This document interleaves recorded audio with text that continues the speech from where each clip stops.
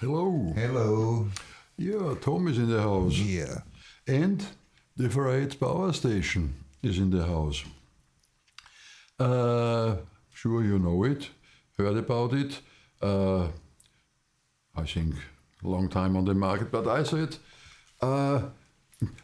let's try it, because I'm not really in need of this kind of attenuator, because I normally don't crank my amps, because I play with pedals, and pedals like the Tube Zone or the Crunch, I would say sound really good on any level.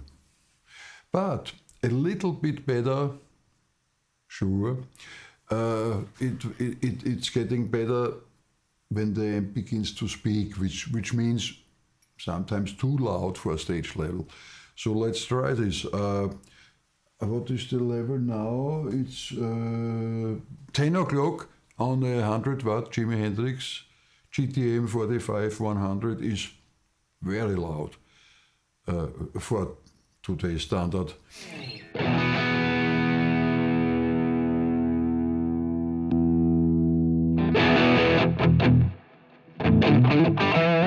Sorry, maybe that's too much for the preamp, I didn't adjust it, but you hear lots of dBs. So let's turn on the power station.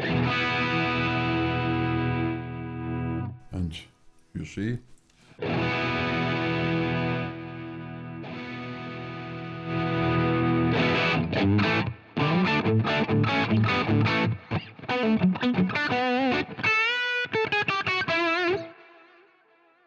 let's say it's a little bit, it's more, and more is more, which is good. Right. And there are so many features. Let's talk about the first feature, which is not bad. You have quite a lot of possibilities for sound shaping.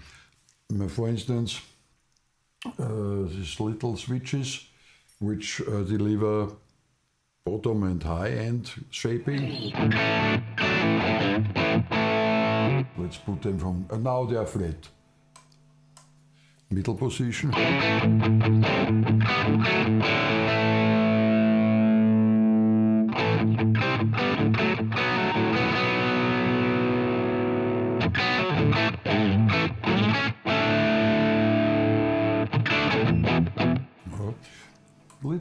Little cool enhancement and power.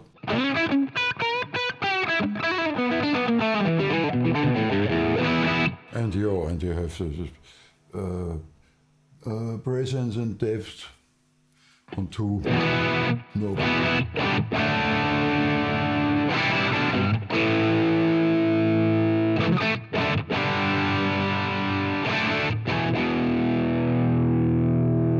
Very musical.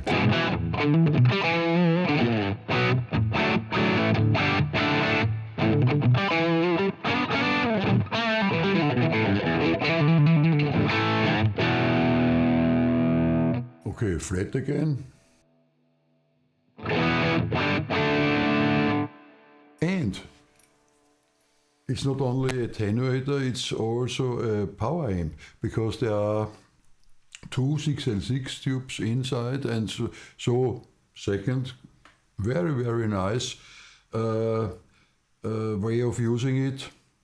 For instance, you have a, let's say, a Tweed Deluxe, like I have with my Blankenship, or even a low wattage Princeton, something like this, which you like very much, but this is really not enough for stage.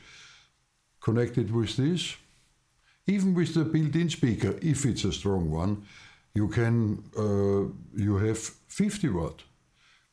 That means more headroom, which is always good, because as we know, it's not the loud or not loud enough, it's the headroom.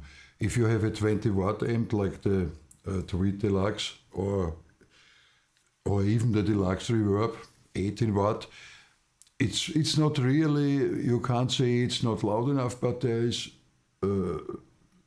no way talking about headroom. And in my case, delivering the effects before the amp, that means all headroom is the most important thing.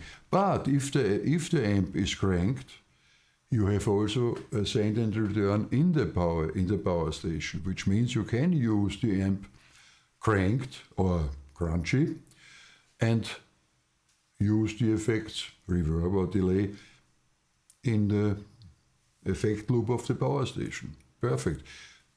Third point, very, very important for many amps, every Fender amp or Macy Booger, they have only 8 ohm. No problem here, because you can decide how many ohms has the amp, 8, 16, 4, and how many ohms has the cabinet also, or every possibility you can imagine. And that's a very important part, because you can damage amps. And let's say that's not the main problem, damaging, but it sounds better if it's the correct ohm on both amp and cabinet. So I would say I really love this tool. Fourth point, you can use it as a line level tool. There's no ER inside, so you have to have some, but no problem today, some impulse responses from your beloved cabinets, but then you have a perfect way of recording, direct. Also cool. Let's try some more sounds, and I try to adjust the volume on the amp.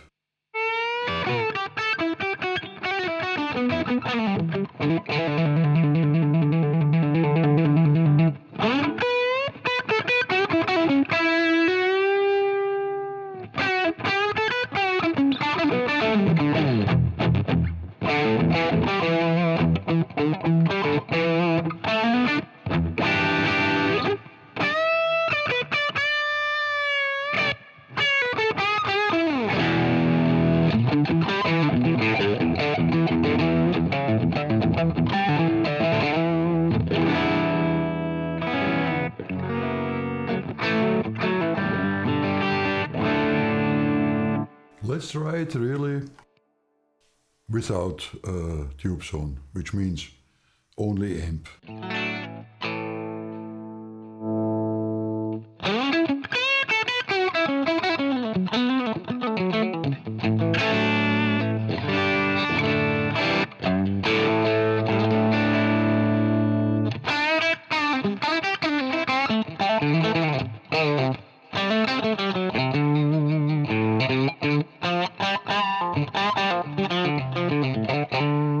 Now the amp is, let's say, cranked, which would be really loud.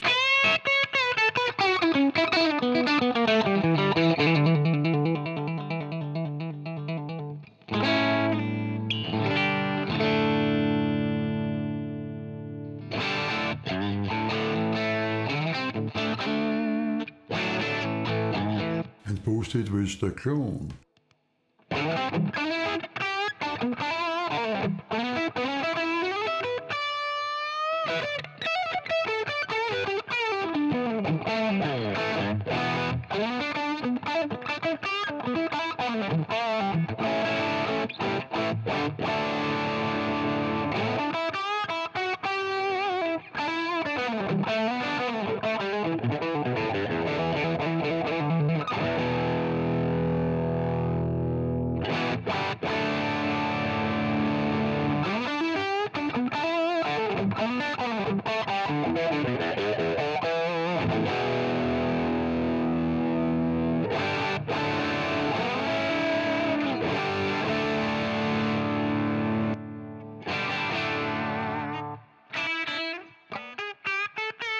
or some fuzz.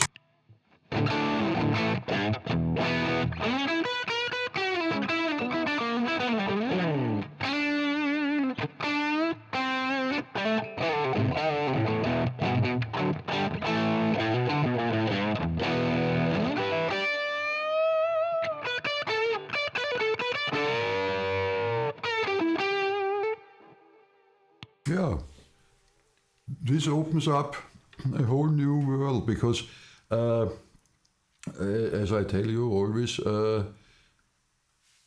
for me, if I use the tube zone, the amp has to be really clean. If I would use any other device like medium or low gain overdrives or even treble boosts, you can try cranking the amp in every way you can imagine, and don't have to worry about loudness because of the power station. Now, really cool.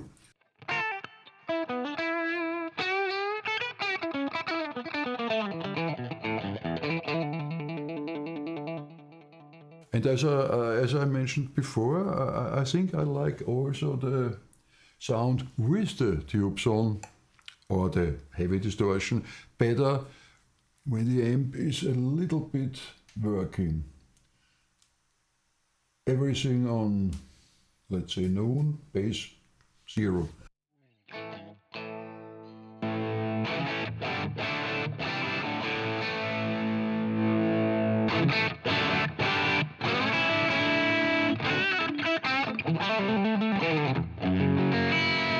It's fuller sounding.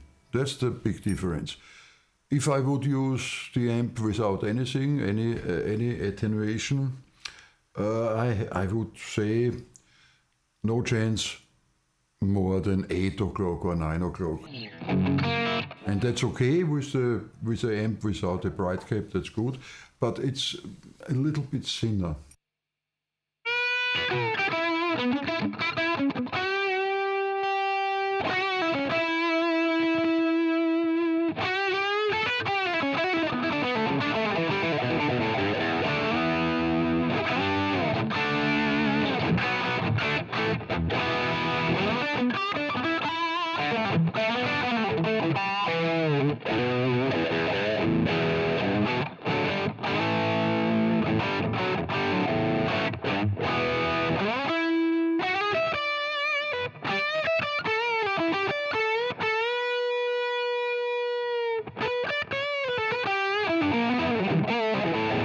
Also, this fine-tuning EQ is not bad.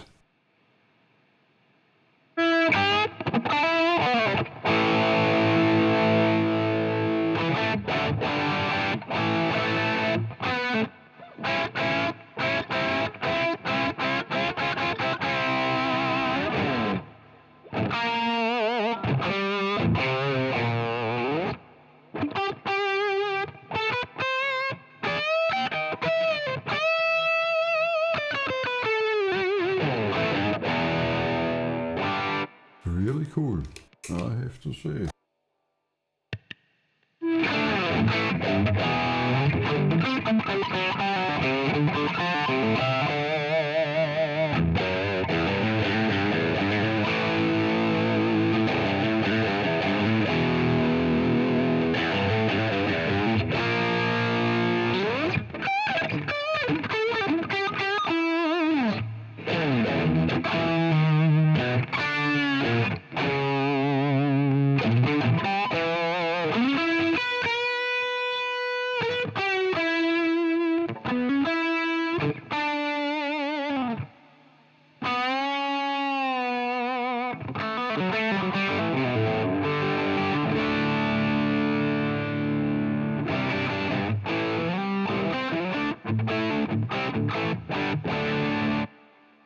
Cool. No, I would say that's better. It's easy because this amp is too loud. That's completely gone, the problem, because you have your new master volume on the power station. Besides of EQ and things like this, it's a perfect working attenuator because I remember times when the first attenuator was the Tom Scholz Power Soak, and it killed some amps because it was not really perfect matched from the ohms. I'm afraid. So you remember this old box, only heat absorbing, and it sounded really not good. You wouldn't hear it in the first step, but if I would reduce the way I reduce it now with the Fryette, I didn't like the sound in the old days. So you have to. There are some other good attenuators. I would say I think the Tube Amp Doctor is a good one, or the aux box. But I think the aux box is not as variable from the steps of loud, and the big advantage of the Fryette is you can use it with small wattage amps to make this louder, because it's a really cool sounding amp, or let's say power amp with some EQ, or with a quite strong EQ. Let's listen to this. Let's listen. Let's wait a second, and I put the tubes on straight into the Fryette. Okay, I did it. I'm straight in the line in of the Fryette, and that's the sound.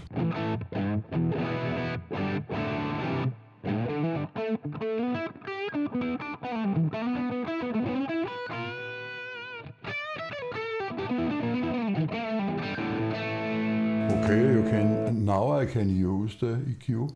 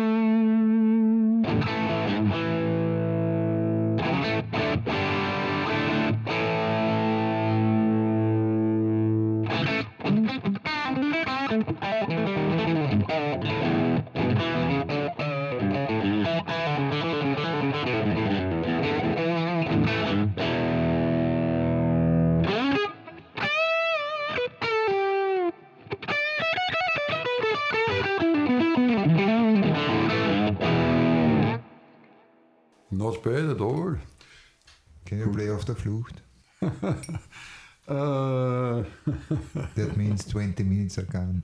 Okay, enough. I wouldn't use it this way, but it's possible, and I would say still better than some digital stuff, because it's a fine tube amp in the end. Okay, thanks for watching, thanks for subscribing. See you next time. Bye bye.